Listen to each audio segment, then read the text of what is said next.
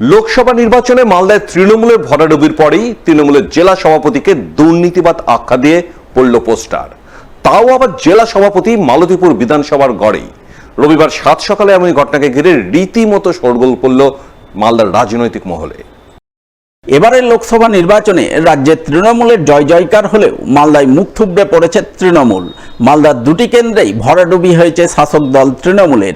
এই পরিস্থিতিতে গত কয়েকদিন ধরেই মালদার তৃণমূল কর্মীদের একাংশ সোশ্যাল মিডিয়ায় দলের জেলা নেতৃত্ব, বিশেষ করে দলের জেলা সভাপতি আব্দুর রহিম বক্সি ও দলের জেলা কমিটির চেয়ারম্যান সমর মুখার্জির বিরুদ্ধে সরব হয়ে ক্ষোভ উগরে দিয়েছেন। মুখ খুলেছেন জেলা তৃণমূলের শীর্ষ নেতৃত্বের একাংশ। আমাদের জেলায় যারা আমরা নেতৃত্ব দিই বা জেলা কমিটির যারা নেতৃত্বরা আছে তাদের বা জেলায় যারা বিভিন্ন পদাধিকার আছেন সরকারি, তাদের মনে কোথাও কোনো ভুলের জন্য বা তাদের ঠিক মতন আন্তরিকতার অভাবের জন্য আমরা কিন্তু এবার দুটো প্রার্থী আমরা যেখানে জেতার কথা আমরা পরাজিত হয়েছি। এবার 24-এ এত খারাপ রেজাল্ট হলো কেন? আমাদের তো নিশ্চয়ই ব্যর্থতা আছে, জেলা নেতৃত্বের ব্যর্থতা তো নিশ্চয়ই আছে, না হলে রেজাল্ট এত খারাপ হবে। দল ওনাদেরকে দায়িত্ব দিয়েছে, ওনারা লিডারশিপ দিয়েছেন, মন্ত্রী করেছেন, বিধানসভায় ওনাদেরকে দায়িত্ব দেওয়া হয়েছে, ওনাদেরকে ডিস্ট্রিক্ট প্রেসিডেন্ট চেয়ারম্যান করা হয়েছে, তারপরেও এত রেজাল্ট খারাপ। এই ঘটনার রেস কাটতে না কাটতেই শনিবার রাতে মালদা জেলা তৃণমূলের সভাপতি তথা মালতীপুরের বিধায়ক আব্দুর রহিম বক্সিকে দুর্নীতিবাজ আখ্যা দিয়ে তার বিরুদ্ধে পোস্টার পড়ে, তাও আবার জেলা সভাপতির মালতীপুর বিধানসভার গড়েই। মালতীপুর তৃণমূল কার্যালয় থেকে শুরু করে মালতীপুর বিধানসভার বিভিন্ন এলাকায় এই পোস্টার নজরে আসে। পোস্টারের শুরুতেই জেলা সভাপতির বিরুদ্ধে অশ্লীল শব্দবন্ধও ব্যবহার করা হয়। যদিও রাতেই মালতীপুর তৃণমূল কার্যালয় থেকে সেই পোস্টার ছিঁড়ে ফেলেন রহিম বক্সির অনুগামীরা। কার্যালয় থেকে পোস্টার ছিঁড়ে ফেললেও রবিবার সকালে মালতীপুর বিধানসভার বিভিন্ন এলাকায় সেই পোস্টার জ্বলজ্বল করতে দেখা যায়। পোস্টারে মালদা জেলা টিএমসিকে বাঁচাতে টিএমসি জেলা সভাপতিকে হটানোর কথা উল্লেখ রয়েছে। স্বভাবতই এই ধরনের পোস্টারকে ঘিরে মালদার রাজনৈতিক মহলে রীতিমতো শোরগোল পড়ে। কিন্তু প্রশ্ন হলো, কে বা কারা এই ধরনের পোস্টার দিল? এই পোস্টার দেওয়ার ঘটনায় শাসক না বিরোধী পক্ষ জড়িত তা নিয়ে শুরু হয় জোর চর্চা। যদিও বিরোধী পক্ষের দাবি পোস্টার দিয়েছে বিক্ষুব্ধ তৃণমূলের একাংশ, যারা মালদায় দলের জেলা নেতৃত্বের কার্যকলাপ নিয়ে বীতশ্রদ্ধ।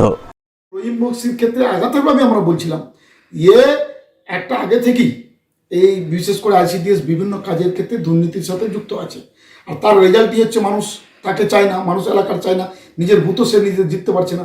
এটা তো স্বাভাবিক। যারা তৃণমূলের যারা একটা অংশ ভালো, যারা তৃণমূলটিকে বাঁচাতে চায়, তারা তার বিরুদ্ধে লড়ছে।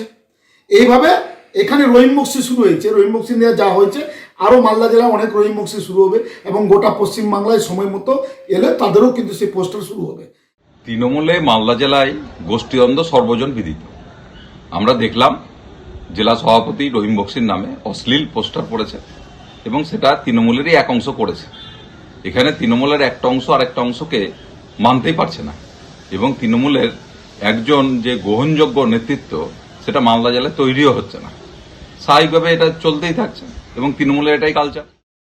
তবে তৃণমূল নেতৃত্বের বক্তব্য, মালদায় তৃণমূলের খারাপ ফল হয়েছে তা নিয়ে দলের শীর্ষ নেতৃত্ব পর্যালোচনা করবেন।